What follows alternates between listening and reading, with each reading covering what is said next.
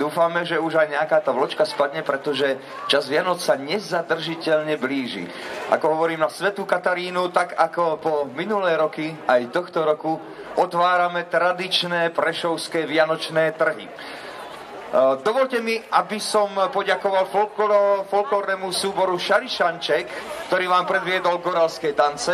A teraz mi hneď dovolte, aby som poprosil o slávnostné otvorenie aj otca mesta Pavla Haďariho. Pán primátor, poďte k nám. Zároveň s ním poprosím aj riaditeľa Parku kultúry a oddychu v Prešove, pána Emila Chlapečka. A ja sa vás, páni, opýtam jednu vec. Komu z vás je väčšia zima? No, mňa hraje teplý pocit, že máme zase tradičné vianočné trhy, že máme nádherné mesto, že už teraz je plno našich občanov, takže treba im zablahoželať, poprieť krásne Vianoce, trochu menej zhonu, veľa darčekov, veľa dobrého vína, cigánskej pečienky a hlavne dobrého slova, dobrú dušu. Ďakujem veľmi pekne a spýtame sa aj pána Emila Chlapečka, aká je mu je zima? Tak mne zima nie je, lebo pracovný ruch s prípravou vianočných trhov ešte stále prebieha. Mňa teší skutočnosť, že je tu toľko stánkov, že je tu toľko ľudí a PKO už dostalo v predstihu darček. Chcem poďakovať pánom poslancom Mestského zastupiteľstva, že dnes schválili príspevok na rok 2014, takže ešte raz vďaka a vám prajem príjemné vianočné trhy na pešej zóne. Páni, za všetkých Prešovčanov a všetky Katky vám veľmi pekne ďakujeme. Želáme vám, aby tá zima vám osobne nebola. My si to takisto želáme. Ďakujem veľmi pekne pánu primátorovi a pánu riaditeľovi PKO. Páni, ďakujem veľmi pekne. No, čo vás čaká, neminie, už isto viete, vravel som, že tradičné vianočné trhy sú naozaj tradičné. Všetko tradičné, čo k Vianociam patrí, je tu aj tohto roku.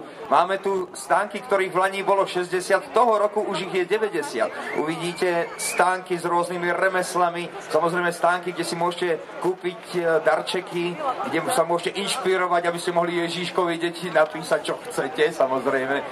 Máme tu aj stánky, ktoré budú otvorené nie len od tej 10. do tej 19.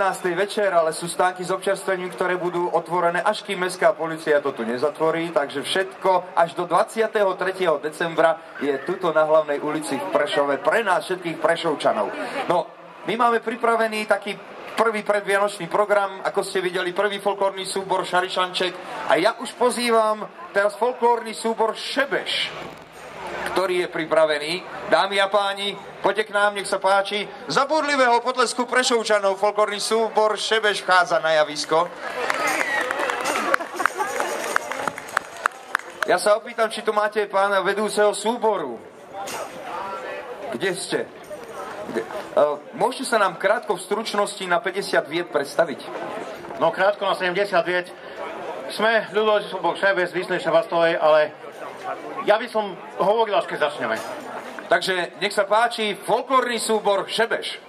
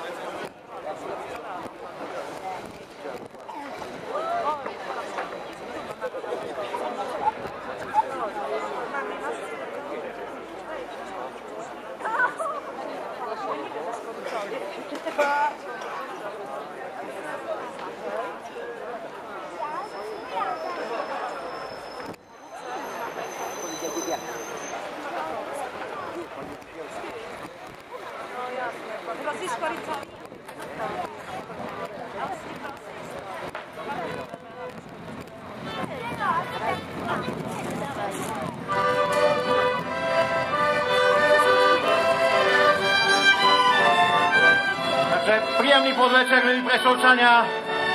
Dovolte mi, aby som predstavil náš folklórny súbor Šebež, ktorý pochádza z Vyšnej Šebastovej. Je nám veľkou cťou, že môžeme tuto vystúpiť pri zahájení prešovských trhov, vianočných trhov.